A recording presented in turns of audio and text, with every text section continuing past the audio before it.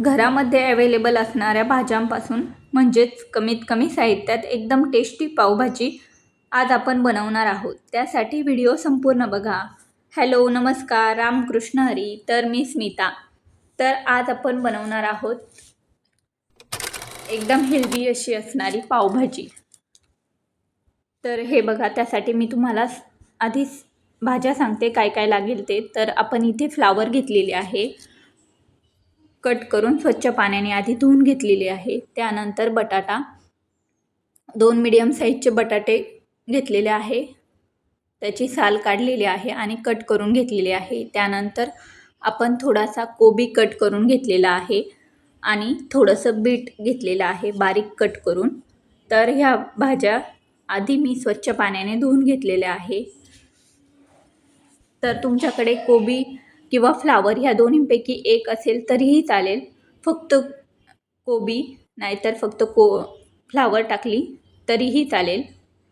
म्हणजे तुम्ही फ्लावर, बटाटा आणि बीट असं देखील टाकू शकतात. आणि बीट जरी नसेल तरीही चालेल. बीट आपण कलर येण्यासाठी वापरणार आहोत भाजीला.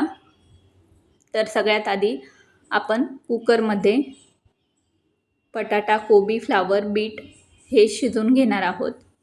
साधारणतः याच्या आपण 5 ते 6 शिट्ट्या करून घेणार आहोत. तर हे सर्व आपण कुकरमध्ये टाकून घेतलेलं आहे. यामध्ये थोडंसं पाणी टाकायचं आहे. साधारणतः 1 ग्लास पाणी यामध्ये मी टाकलेलं आहे. त्यानंतर आपण थोडंसं मीठ टाकायचं आहे, यामध्ये अर्धा चमचा, आणि कुकरला 5 ते 6 शिट्ट्या करून घेणार आहोत. तर त्यानंतर प्युरी बनवण्यासाठी आपण इथे कांदा घेतलेला आहे, टोमॅटो, 2 छोट्या आकाराचे टोमॅटो घेतलेले आहे. टोमॅटो घेताना शक्यतो लाल कलरचे घ्या, म्हणजे भाजीला छान कलर येतो. त्यानंतर थोडासा अद्रक आणि इथे लसूण घेतलेला आहे सोलून.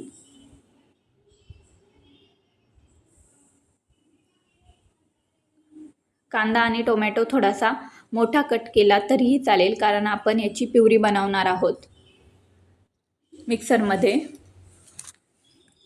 तर सगळ्यात आधी आपण मिक्सरमध्ये कांदा, अद्रक आणि लसूण याची पेस्ट बनवून घेणार आहोत छान. टोमॅटो लगेच टाकायचा नाही, टोमॅटो थोड्या वेळाने टाकायचा. तर अशाच पद्धतीने आपल्या इथे कुकरच्या शिट्ट्या देखील होत आहे आणि इकडे लगेच प्युरी देखील बनवून झालेली आहे. तर पॅनमध्ये आपण थोडंसं तेल टाकायचं.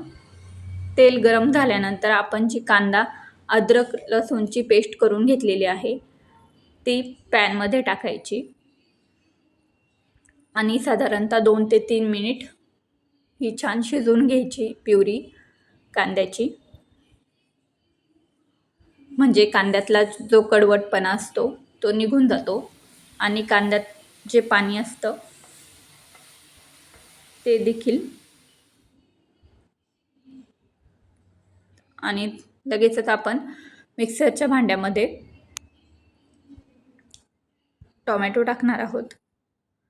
टोमॅटोची देखील छान अशी प्युरी तयार करून घेतलेली आहे आपण.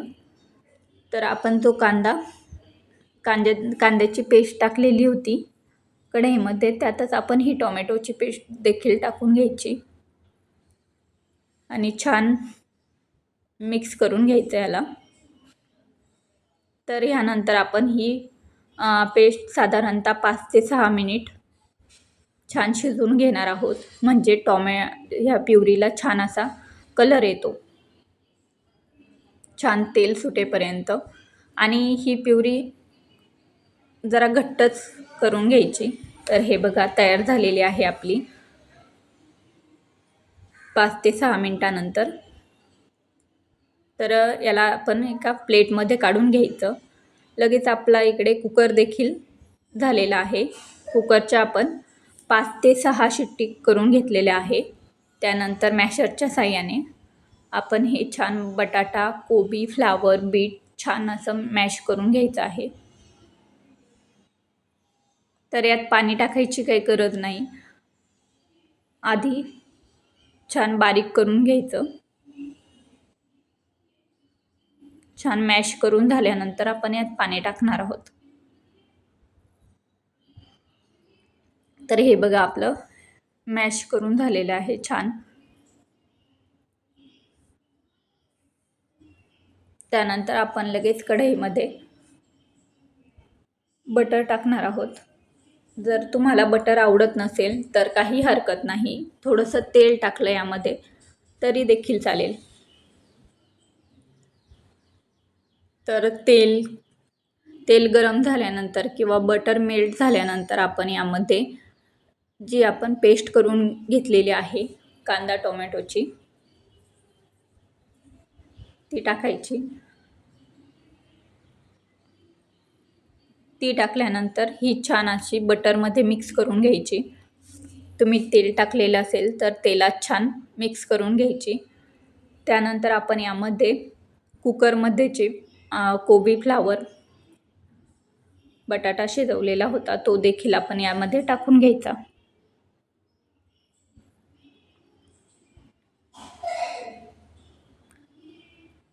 हे टाकल्यानंतर आपण थोडंसं पॅनमध्ये साईडला तेल टाकायचं आणि त्यामध्ये आपण थोडासा पावभाजी मसाला टाकणार आहोत. मसाला तुम्ही आधी टाकला तरी चालेल. तर पावभाजी मसाला आणि थोडासा तिखटपणा येण्यासाठी त्यामध्ये आपण थोडंसं लाल तिखट टाकलेलं आहे. लाल तिखट तुम्ही तुमच्या आवडीनुसार टाकू शकता. तर मसाला छान मिक्स करून घ्यायचा यामध्ये.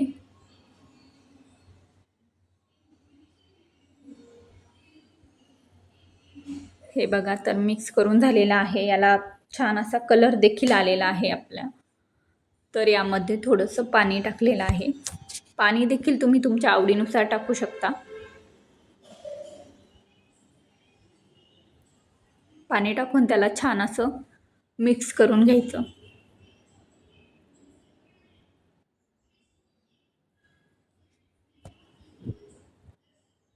हे बघा तर आपल्या भाजीला देखील कलर आलेला आहे. आणि यात आता थोडंसं मीठ टाकायचं. मीठ आपण आधी बटाटा शिजवताना कुकरला मीठ टाकलेलं होतं, त्यामुळे आता टाकताना थोडंसं कमीच टाकायचं शक्यतो. आणि त्यावर बारीक कट केलेली कोथिंबीर टाकायची.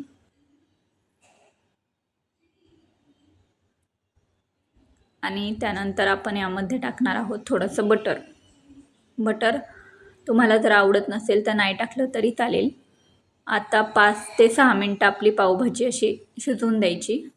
तर 5 ते 6 मिनिट झालेले आहे. तर तयार झालेली आहे आपली पावभाजी. गॅस बंद करायचा आणि लगेच आपण इकडे पाव गरम करण्यासाठी घेणार आहोत. तर त्यासाठी गॅसवर आपण तवा ठेवलेला आहे गरम होण्यासाठी आधी. तोपर्यंत आपण इकडे लगेच पाव देखील कट करणार आहोत. तर पाव सुरीच्या साहाय्याने एकदम मधोमध कट करून घ्यायचा, म्हणजे तो छान भाजला जातो. तर इकडे तवा देखील गरम झालेला आहे आपला. त्यावर आपण थोडंसं तेल टाकलेलं आहे. जर तुम्हाला यावर बटर आवडत असेल तर तुम्ही बटर देखील टाकू शकतात. काहींना पावाला बटर लावून आवडतो तर काहींना तेल लावून आवडतो. तर तुमच्या आवडीनुसार तुम्ही वापरू शकता बटर किंवा तेल. तर छान असे पाव दोन्ही बाजूंनी छान असे भाजून घ्यायचे आहे.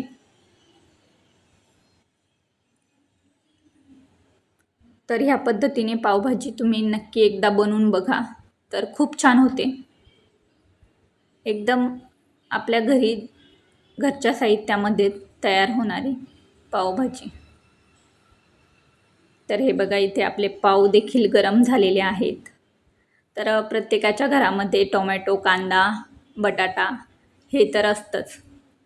तर कधी कधी पावभाजी खाण्याचा मूड होतो, पण भाज्या नसल्यामुळे बनवू शकत नाही आपण. तर मी सांगितल्या पद्धतीने तुम्ही बनवून बघू शकता एकदा. तर एकदम कमी साहित्यात तयार होणारी ही पावभाजी आहे. तर हे बघा आपण प्लेटमध्ये पावभाजी टाकलेली आहे आणि त्याचसोबत बारीक कट केलेला कांदा, टोमॅटो, काकडी आणि लिंबू, थोडीशी त्यावर बारीक कट केलेली कोथिंबीर आणि बटर एक नंबर होते पावभाजी. प्रेमाने बनवा, मनापासून वाढा आणि आनंदाने खात राहा.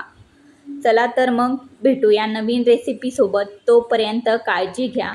बाय. रामकृष्ण हरी.